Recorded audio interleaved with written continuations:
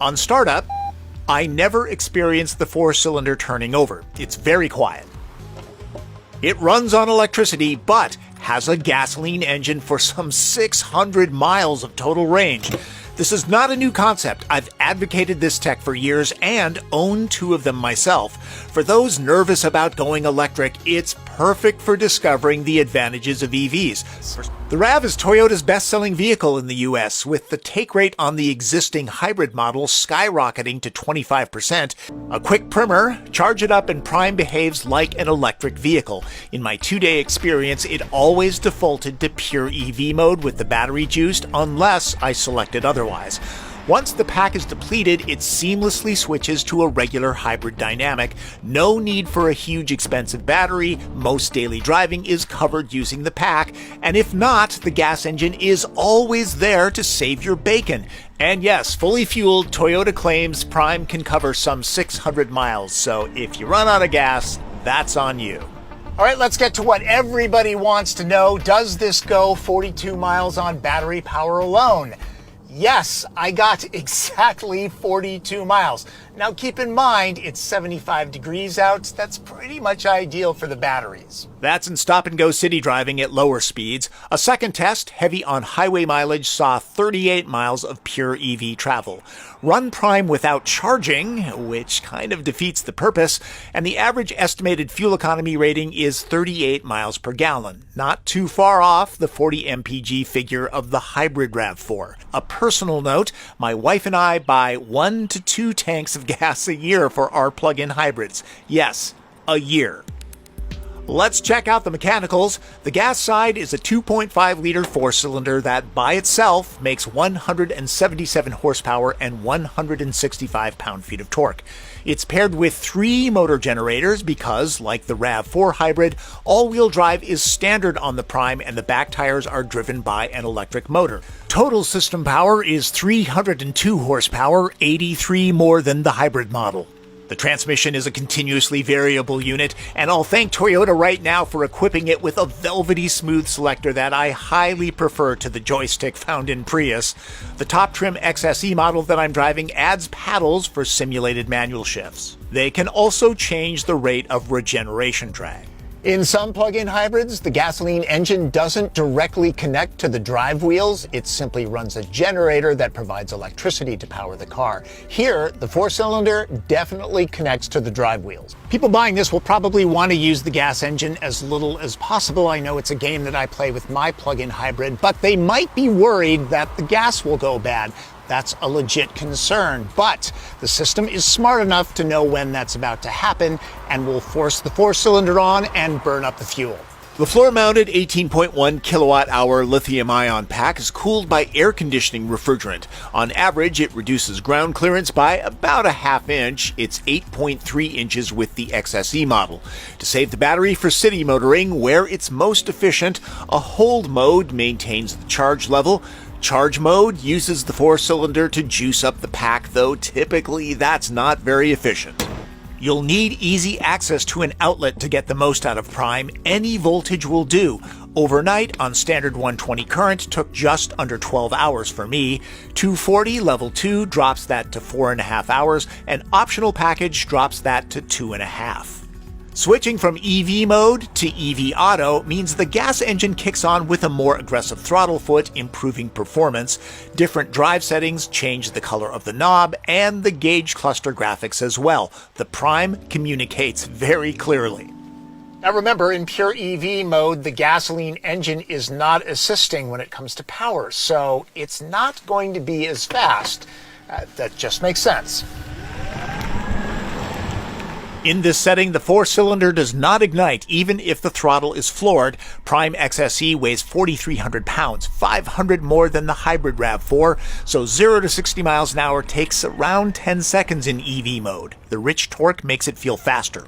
It's exceptionally smooth in this mode. Of course it is. It's an electric vehicle. And really, the acceleration is about the same as a Prius, and people have been living with that for years and years and years, so that shouldn't be an issue. Now, if you want to go faster, put it into auto mode or sport. There, a 5.7 second 0 to 60 time, not too shabby. Here, the gas engine smoothly and quickly kicks in for more oomph. The throttle pedal lacks an indent or click to signal drivers where the four-cylinder might turn over. It's about how aggressive your foot is. Toyota's pushing the Prime as a performance variant, claiming it's among the fastest vehicles in its lineup. It should appeal to tree and corner huggers. Not an awful lot of road feel coming up through the steering wheel, but dynamically, the RAV4 Prime corners really well because heavy batteries down in the floor lowers the center of gravity.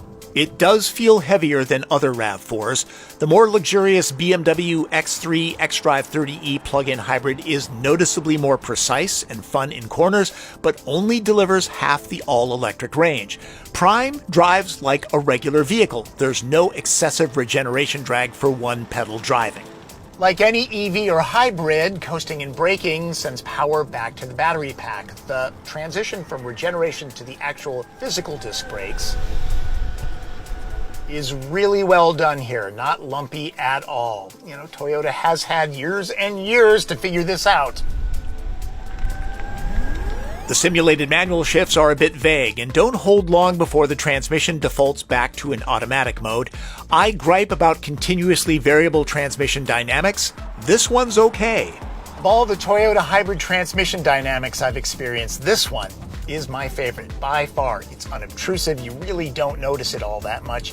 Very little of that rubber bandy dynamic. Rubber bandy, throwing out technical terms now. Toyota's SafetySense 2.0 is standard kit. It includes automatic emergency braking with pedestrian and bicyclist detection, a good adaptive cruise control, lane departure and keep assist, plus automatic high beams. Prime can tow 2,500 pounds, which slots in between different RAV4 models. Let's push past all the tech and talk about ride quality. This is a comfortable vehicle. The family will like it. It soaks up big bumps nicely, and motoring around this neighborhood, it's quiet. I'm in hybrid mode right now, and you really don't hear the gas engine all that much. Out on the highway, a little bit more road noise than I would have expected. RAV4 Prime is available in two trim levels, Base SE and this top shelf XSE. In addition to paddle shifters, the fancier model adds ambient lighting, a 9-inch touchscreen, standard size glass roof, wireless phone charging, black roof treatment, and 19-inch wheels. The heated seats, powered for the driver, are Softex, not leather. The cloth panels are breathable and grippy. An $850 weather package buys a toasty wheel and heated back seats. Another $1,600 upgrades the sound system and provides navigation. The $5,700 premium package adds all that and a digital rearview mirror, head-up display, panoramic glass roof, vented front seats, bird's-eye camera view, the faster charging system, and more. That puts it solidly into Lexus luxury territory. Oh, wait, Toyota's premium brand does not have a plug-in hybrid. At least not yet. All the usual storage slots, bins, and cubbies are here, plus a couple extra that are especially handy to have. This one's perfect for a wallet. All right, maybe not a fat one. The touchscreen interface with physical buttons flanking it is the usual Toyota fare. The response is not the snappiest, and graphics are somewhat plain, but they are easy to read. Hey, a shout out to Kai Risdall and Molly Wood on NPR there. Great reporters. Apple CarPlay, Android Auto, and Alexa integration are standard kit now. No more complaining about that. I hear the Prime's backseat is the same as the regular RAV4. You've stolen my thunder. Doesn't take much. Well, you're here. I'm going to tell you about it anyways. The back seat is the same size as the regular RAV4. Head, knee, foot, and leg room for 5'9" guys like us is very, very good. Door openings are big enough so that car seats go in and out okay. Plus, the cushions are high enough so that thigh support is excellent. In the last RAV4 that I evaluated, there was no pocket. Here, I must have some influence in the industry, huh? This is a family vehicle, really nice to have not just one, but two power ports. Overall, 2 adults will be perfectly fine back here with lots of space. A third will be fine for short trips around town. Consider this the new Camry because RAV4 is now the most popular passenger vehicle sold in America. Prime's additional componentry means a loss of 4 cubic feet of space. Engineers save the spare tire, though, great when trekking into the wild. The floor has a slight angle. If hauling loose golf balls is your thing, it could be an issue. No remote seat releases, but the latches are easy enough to reach. Like any RAV4, dropping the split seat backs does not result in a completely flat load floor, and skiers that haul 3 passengers will need to get a roof rack. No pass-through. Okay, let's talk price and availability. Prime can be had in all 50 states. With shipping, a base SE retails for around $39,200. The XSE goes for $42,500. But the $7,500 federal tax credit makes it more cost competitive. With it, the more powerful Prime is about $2,200 more than a comparably equipped hybrid model, and if your state offers tax credits, that drops further. Consider that the gas engine doesn't run nearly as much as a regular car, even a hybrid, so it should require less maintenance, saving money. If Toyota markets this properly, the masses will finally realize that plug-in hybrids are ready for prime time.